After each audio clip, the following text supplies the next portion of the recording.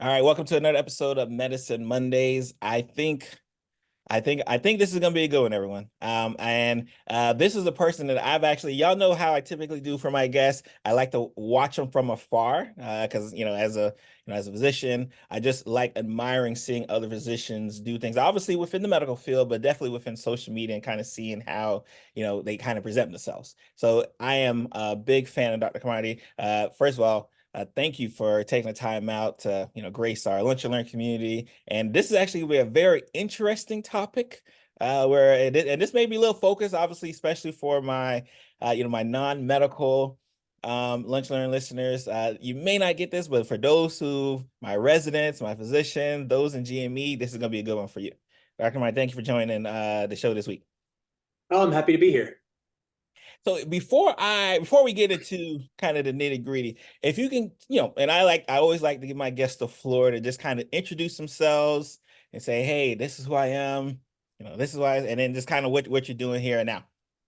Yeah, my name is Bryan Carmody. I'm a pediatric nephrologist and I'm I guess, a medical school educator.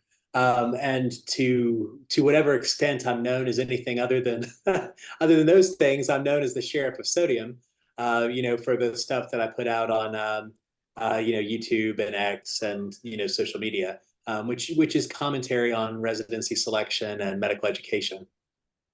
And I do want to, we'll definitely get into the real topic at hand, but I'm always very interested when I see my other educators who are in graduate medical education, really kind of, because typically that's a job that's kind of in the background. Like, of them, they're there, but they're usually quiet. They're usually not as vocal. And following over the years, that's definitely one thing that I've really admired about you, is that you've been able to kind of put a voice to the people who are typically in the background.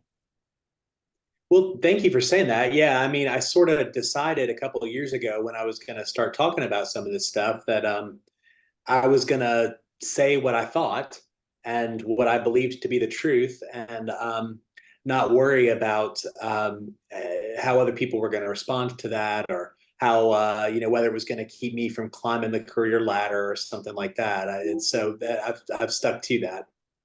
And like I said, I definitely appreciate it. I was a former program director, so just being able to see someone in that light, kind of talk about it, always like, oh, yes, love it. So obviously, again, I don't want to talk your head off because, like I said, Lunch and Learn listeners, I'm actually a big fan of Dr. Carmody. I want to talk about the most recent thing that's really come across my timeline. I know you've already touched on it and have had to touch on it quite often in the past couple of weeks. Is this most recent scandal, right? If I don't even know. I don't want to say scandal is the word, but like this most recent issue that we've just heard with the USMLE and fraudulent testing results, and you've been pretty vocal and definitely pretty active about it. Like, can you kind of give lunch on this, or just a little bit of insight of what's kind of going on from that perspective? Yeah. So I don't mind to call it a scandal. I mean, I think that's what it is.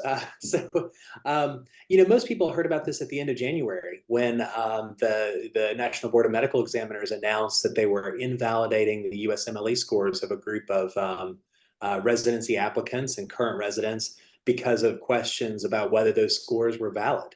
And so that's generated a lot of discussion and a lot of I don't know, interesting conversations, and my inbox has been full, and my mentions have been full. And yeah, I've had quite a bit to say about that over the past, 3 or 4 weeks. What's interesting to me, because again, I read it. I think I first read it on Medscape, and then of course Medscape.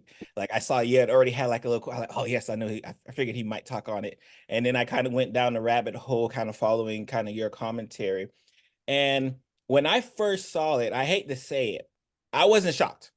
I wasn't shocked. I Right. wasn't surprised, because I've just always felt that the opportunity for a I guess an organized effort, right, to get the best scores, store questions. I've always felt that that opportunity has always been there, but I just assume that, like, what can you do? Like, how are you going to be able to even like bring that out? And you actually went into some great detail on how you felt like it was probably discovered. Yeah, right. And now actually, we don't even have to speculate because the method that was used, or at least one of the methods that was used, is now a matter of public record because this scandal has generated a lawsuit from one of the examinees whose scores were invalidated. She sued the National Board of Medical Examiners and asked for an emergency injunction to restore the scores so that group of applicants could proceed in the match this year. And the court denied that, I think, appropriately. But in the back and forth between the plaintiff and the NBME, the NBME sort of disclosed how they got to this. So we could talk about that if you're interested, or really whatever you Oh want yeah, to talk most about. definitely. And for my listeners, especially those who may not be in GME, just because I gave a, it's so funny. I kind of I'll tell you, Dr. Carmody, I kind of wrote it in the stars, right? Because I did a little discussion on it, and I said, there's this guy I followed, Carmody, like he's went on a great detail about it. I wonder if I can get him on the show to go into more. So I definitely like kind of pre-told, like if I can get him on the show, I'm gonna try to get him on the show. For those who may not know, again, USMLE scores, these are the nationalized or internationalized exams needed to go from one step to the other, especially if you want to go from pre-med to medical student, more importantly, from medical student to actually attending physician. So these are kind of the barrier stepping stones that are needed. So to have a systemic process that, again, essentially says, hey, this person is good enough to be a physician, aka take care of you, right, in the Right, hospital in your right. time of need, right, just so you can kind of understand how severe news like this is very troubling. Yeah, right. Yeah, you're right. So I will emphasize one thing that you just said, but to make it crystal clear, this is a licensing exam. Yeah, I mean, this is what determines if your physician is allowed to treat other human beings or not. So now, of course, it is true. These exams have an incredible importance in residency selection. So applicants aspire to have the highest score possible so that they can attract the attention of residency program directors and get their foot in the door. So I mean, there's a strong incentive to cheat, and what seems to have happened is that over the past few years, in Nepal in particular, but I don't think by any means this is something that's isolated to Nepal. Cheating reached such a scale and had such efficiency that it became impossible to ignore. That's what I think happened, and I mean that's what's come out of it. That's a great point. Wow. Okay. So basically, I kind of mentioned a minute ago. I mean, most people heard about this on January 31st. To be honest, it's something I've been hearing about for a while. I mean, one fun thing about talking about stuff that I do is that people tell me different things, and not always all of it's true. But through the fall, I got two messages talking about how USMLE aspirants in Nepal were using verbatim USMLE test questions to study for the USMLE. And so one of the people that told me this, I said, you ought to report that to USMLE. Um, and then as you mentioned, Medscape actually was working on a story on that very issue before this scandal even broke. And in matter of fact, I think it was the questions from the reporter that pushed the USMLE into making the announcement as rapidly as they did. I think that if that had not been ongoing, we would have heard about it, but it would have been a little later, is my opinion. Again, of course, I don't know, but yeah, the reporter was 90% done with her story before the news even broke. But basically, what the lawsuit details is that starting in around January 2023, so a year before the announcement was made, the USMLE began to get multiple credible reports that there was a cheating ring in Nepal, and some other countries got named too, and they're named by name in the court filings, but most of it is, certainly the worst of it seems to be in Nepal. And the nature of it was that examinees were collecting all the exam questions that they'd received and compiling them and sharing them in a Telegram group online. And to gain access to this group, you had to show some connection to Nepal and a valid USMLE scheduling permit. And once you were inside, though, among other things, they had a 1,000-page document, which I guess was called Savior. And you would memorize this 1,000-page document. And some people had asserted that 90 to 95% of the questions that they received on the exam were actually questions that were contained in that very document. So, yeah, so when the USMLE began to get reports of this, they described what they did next. they first they kind of took a high level view and looked at performance on the USMLE for if you just take the highest level view and you look at USMLE scores by the country in which someone went to medical school. For USMLE Step 1, Step 2 CK, and Step 3, Nepal medical graduates had the highest USMLE scores, and it's not even close. And on USMLE Step 2 CK, the average Nepali medical graduate in 2023 scored a 259 on Step 2 CK. That's the average. So half the people are scoring higher than that. and to me, actually, the most telling statistic was this. In 2023, USMLE Step 1 was pass-fail. It was a pass-fail exam.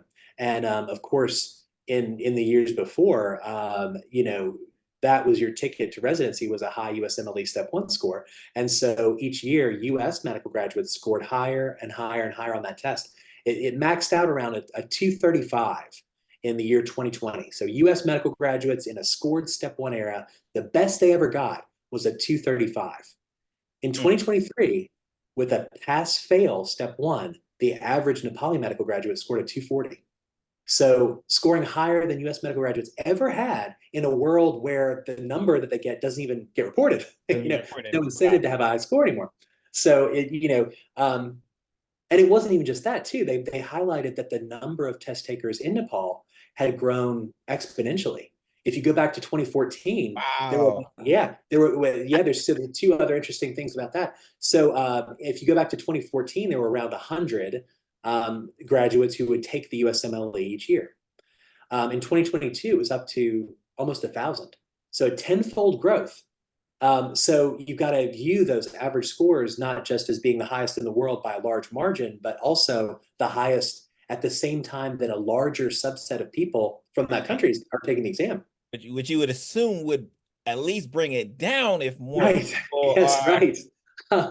Yeah, it makes you wonder. I mean, if this was not related to cheating, I mean, 10 years ago, there were people just sitting around in Nepal who had the ability to rock the USMLE and just Exactly. weren't interested in taking it, I guess, So then another interesting thing was it wasn't just that more people were registering, the pattern in which they registered for the exams, there would be a surge of people taking the exams right before the USMLE changed their test questions.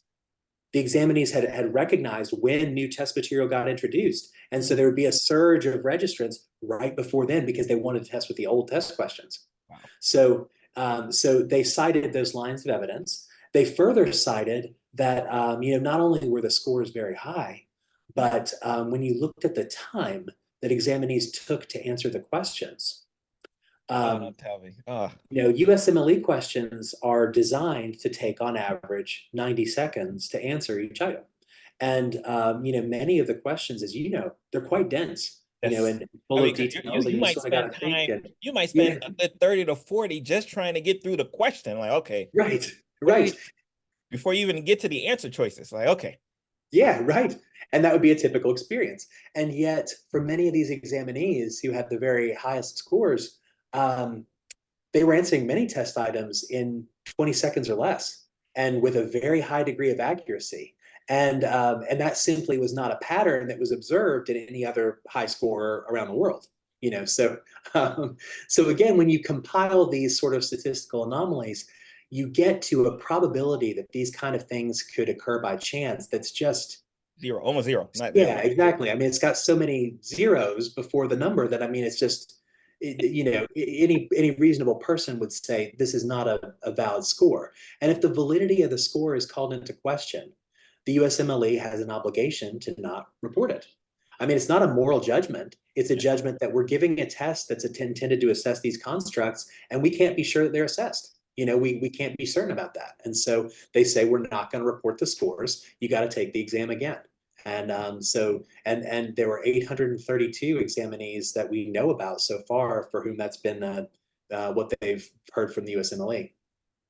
Well, what's interesting, especially for my listeners who may not understand why this is such a big deal, right? Because I went to Nova Southeastern, right? And when I was applying for residency, it was competition. This is what it is. It's competition. So if you have a faction, a group of people who they've already skewed the competition like to their side. Like how are you supposed to get that post at and and all these other, prestigious places if you already know you're already behind the eight ball? So it puts a lot of grads, especially here in and I've always been pro United States, right, when it comes to kind of graduate medical education and trying to get into a lot of these residencies. So when you see something like this, where like not only do you have a group of people who have an advantage, now there's a systemic advantage where it's it kind of just like my antennas go off. And to see how coordinated an effort like this is, and what's worse is still, and of course, because like I said, I'm following you, and I'm seeing people still arguing with you, Oh yeah. still in your mention saying like, "How is this fair?" And I'm like, guys, like, what are we Right. talking about here? How are we getting to the point where there's like an argument? Like, come on, they got caught. Like they weren't Yeah. smart. I'm sorry, they weren't smart enough to not get caught, or depends on how long they've been doing it for. Right. Yeah, I agree with that. And I mean, have ignored a lot of those sort of, people who claim to not understand how this is evidence of cheating. And I mean, I'm to the point now where I've sort of got to say, I mean, like, if you don't understand this, I mean, you need to take your fingers out of your ears. You need to listen and think about this because it's beyond what anybody could reasonably expect, and there's just not a good explanation for it other than cheating. And the USMLE was careful, and they corroborated this isn't just statistical evidence. One thing I haven't mentioned so far is that once their tips directed them to it, they had someone enter this Telegram group and share with them what was inside. Mm. And so, yeah, inside, there's frank discussion about these are past questions. Because, I mean, one thing that somebody pointed out to me, which I thought was a good question until sort of more facts came out, was, did these people know that they were cheating? I mean, if you just had a question bank, let's Oh, say, okay, I I see. mean, That's is it possible? I did Yeah. see you mention that there's services out there that offer like old questions or like, hey, pay. Oh, yeah. I mean, so it's true. Like, I mean, any smart test prep company is very keenly interested in talking to people who have recently taken the USMLE because they want to make sure that their content is appropriately tailored to the exam, And, on an extreme, I mean, you could make a case that companies that do that, which is a large number of very, well-known companies, Oh, yeah. is sort of a way of sanitizing and laundering these USMLE recalls, But I mean, I think it's sort of beyond dispute that if you've got actual USMLE questions, that's not really, I don't think anybody who has the acumen to become a physician would really think that a licensing authority would judge someone's ability to practice medicine by their ability to recall questions from 1,000-page document hidden inside a Telegram group. Yep. That's not, I don't think any reasonable person would think that. So anyway, there was a lot of frank discussion in the group about these being past questions. And then, I mean, really one of the most telling things was, there were admonitions from the group administrators to examinees that were finishing the exam early. Some people with these recalls, they would finish this grueling, 8 to 9 hour exam 2 or 3 hours early, and go home. And, so the administrators are like, don't do that, stay the whole time. And it's like, any legitimate resource that you're using. I mean, you're not going to have UWorld telling people like, now be sure if you use UWorld to, take the whole time when you take the test. No legitimate place is going to do that. No, because they don't have to, because they just understand that Right. like, even though I give you this, like it's gonna take you some time. Like this is just kind of an outline of what we've known, but like you're gonna have to, hit the nitty-gritty. And the fact that you kind of have to tell them like, hey guys, like try not to go through this as fast. Again, it's just one of those disconnects that once more and more information comes out, like how what's the discussion here, like what are we having? And I love it because you broke one of your questions, you had broke down, and this was before kind of the lawsuit came out, where you was like, well, I could see a scenario of how they could catch it, right? Because you did a great job breaking down Yeah. like how they could possibly do it. And then if you had a set of 10 to 15 questions that USMLE knows no one's likely getting this. This is not going to be scored. We're going to throw this question out anyway. We just kind of want to see what it looks like. And then you have a significant amount of people not only get those questions right, but all get the same questions right or get the same Right. questions wrong. I'm like, oh, like Yeah. guys, what are we doing here?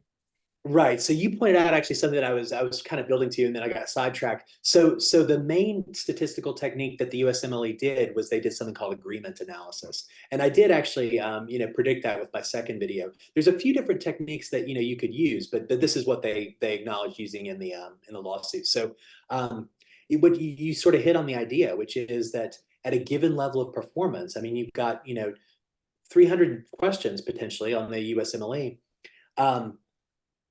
You might have people have the same score or similar scores, but there's an extremely large number of permutations that you could get that score. And, I mean, you might get 254 questions right, but you're not going to get the exact same 254 questions right. It just simply is not observed in the wild. It's only observed in these unusual, situations that we're talking about here.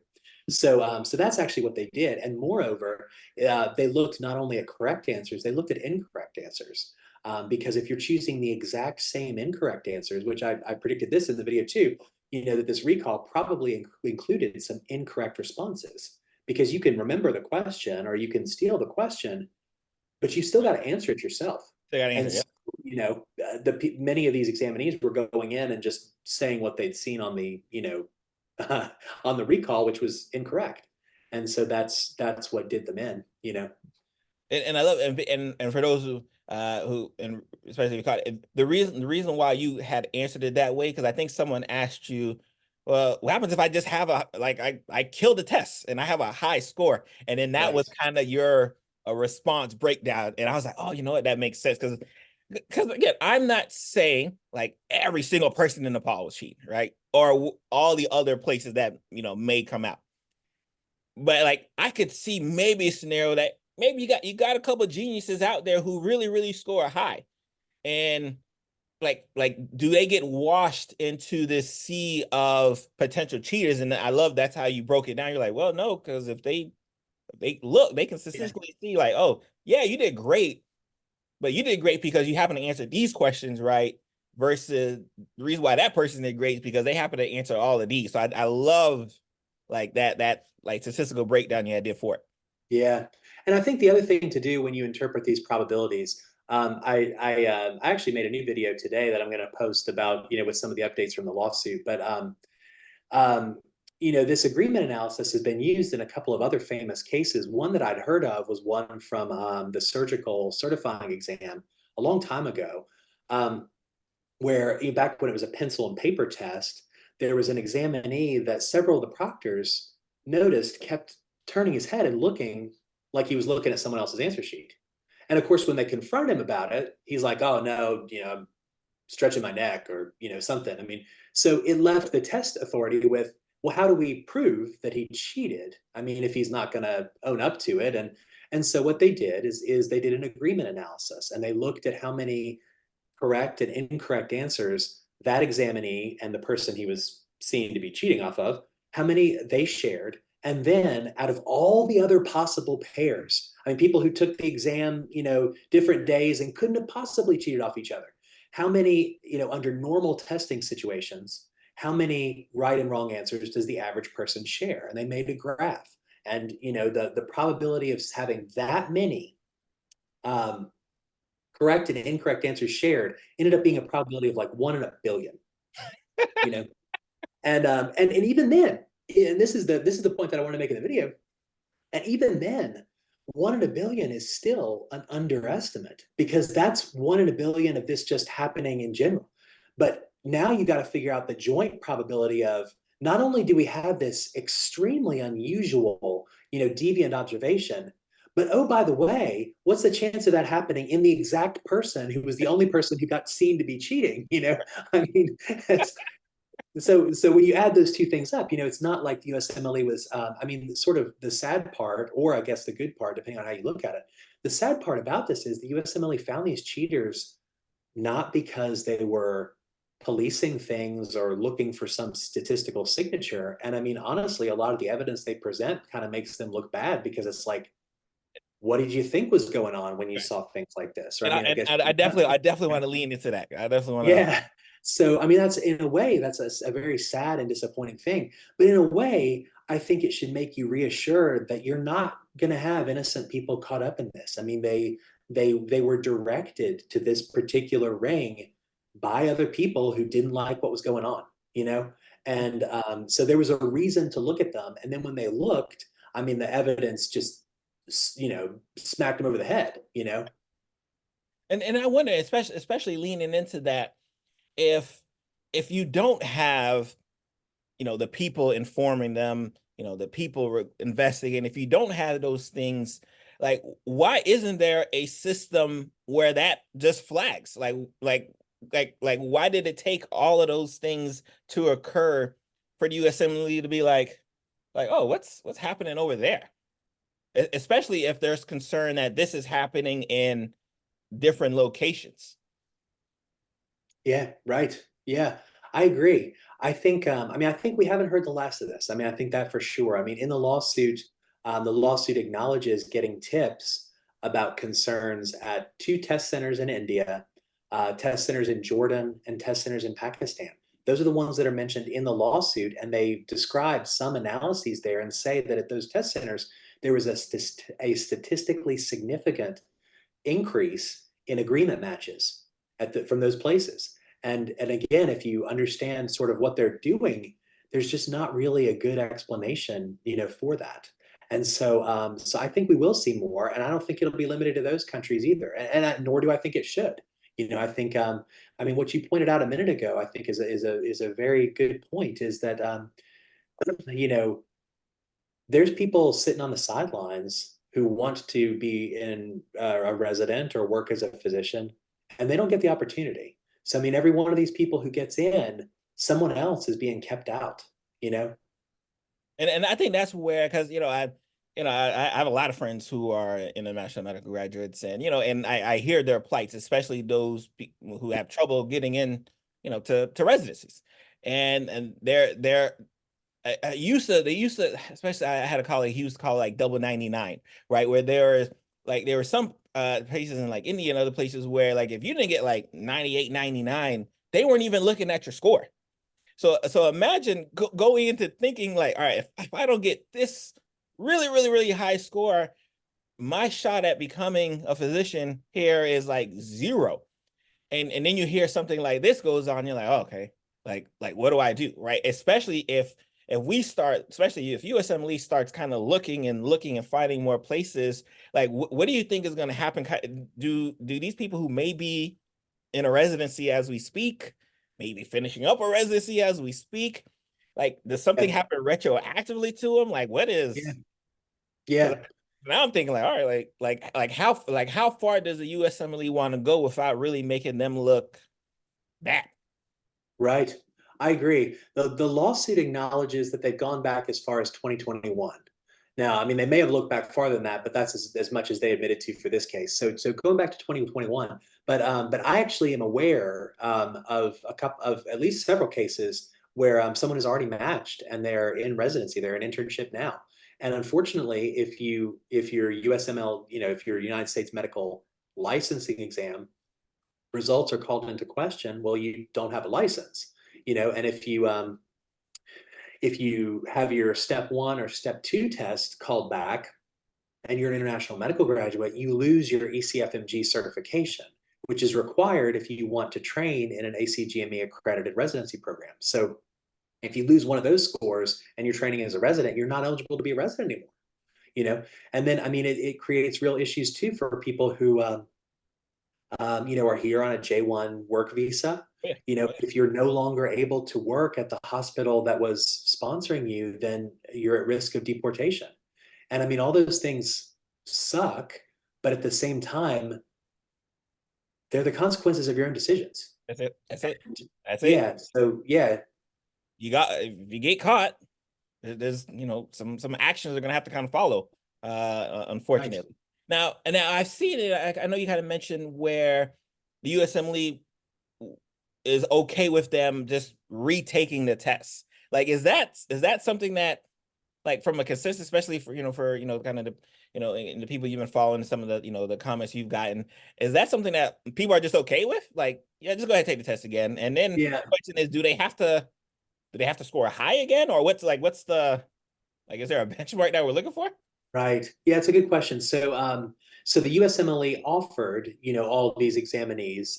They say, we can't report these scores anymore.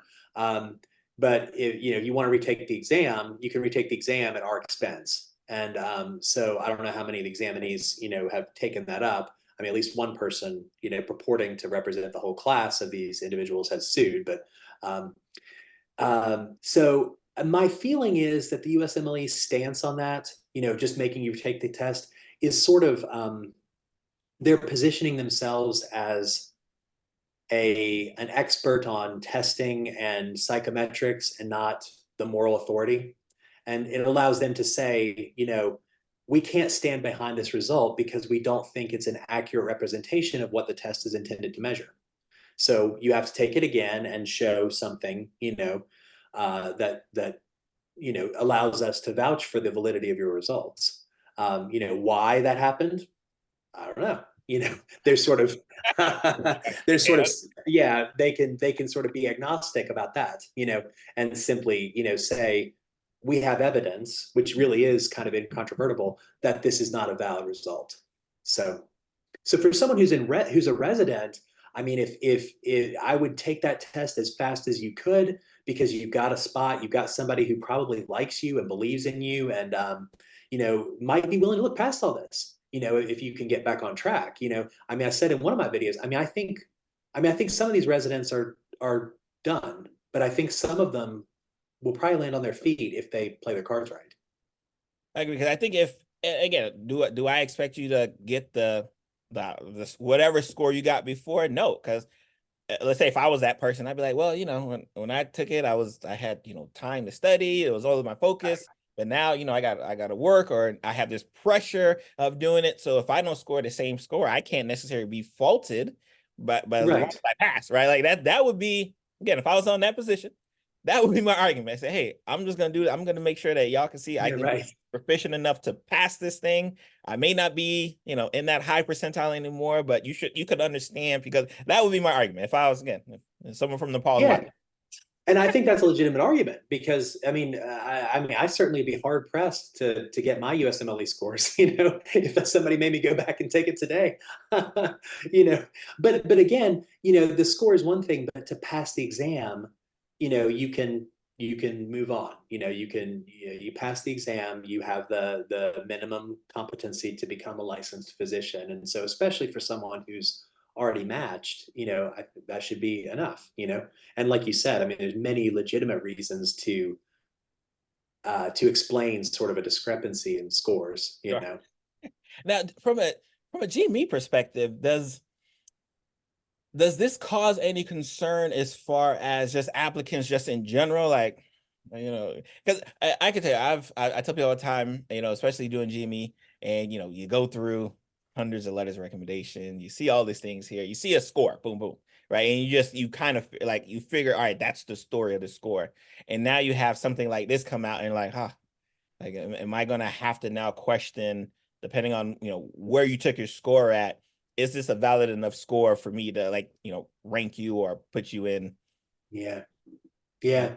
I think it has hurt international medical graduates, and I think it's going to continue to hurt international medical graduates. I mean, it already has hurt them because this, sort of you know, unlawfully acquired score inflation has probably diminished the way that programs were regarding other applicants' USMLE scores that were fairly earned in this cycle or last cycle. I mean, I think that's probably true.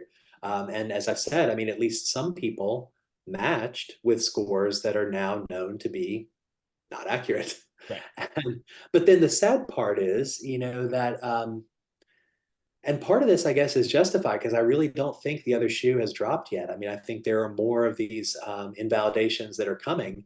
Mm. And You think on a so, larger scale, or is just, yeah, I do. I mean, like I said, I mean, there's you know, I mean, the lawsuit, the MBME's response acknowledges that they're, I mean, they're in possession now of evidence of, you know, more cheating that goes beyond Nepal, you know? So, so I think that that shoe is going to drop. But I think what's hard is that, you know, it's very easy to imagine that leading programs to unfairly assess all international medical graduates, you know, because, you know, you of course don't want to be a program director and have somebody into the program and then find out that you were duped, or find out that actually they're getting their score called back, and who knows if they'll be able to, that's not what you want. But, you know, you swing too far and we've got a different problem, you know. And especially as you mentioned, because again, a lot of times, numbers are numbers, right? So if you start and validating a good significant amount of numbers, and all of a sudden residency spots are dropping, and we already know kind of the financial implications, right, of having a resident at a hospital and getting a certain reimbursement. Like, so I could see how like that could be a very significant domino. Like if, and again, obviously we're hoping that it's not huge, but again, it's not, that news was not shocking to me, because I just like it. I was like, yeah, I could see that happening, right? I could see, probably see it happening in the United States, but I figure like, I don't, maybe not, maybe we're a little more structured here, but like I could definitely see it happen. So it didn't shock me, but I could just think about just the financial numbers that could trip if us, a good Yeah. portion of people, because there's some programs where, from an ING perspective, maybe 10%, 20%, 30% of their class. Yeah. And now if you take 20, 30% of the reimbursement of those residents, like it could get very spooky. Yeah, right. Yeah, so I'm not sure how much. I mean, like you made a good point before. I don't know how aggressive the USMLE is going to be and sort of going back to, you know, the beginning of time and investigating things, because at a certain point you got to think there's more harm to their reputation and their organization by doing that, you know. But at the same time, I mean, you made the other another point that's I agree completely with them. You know, cheating begets cheating.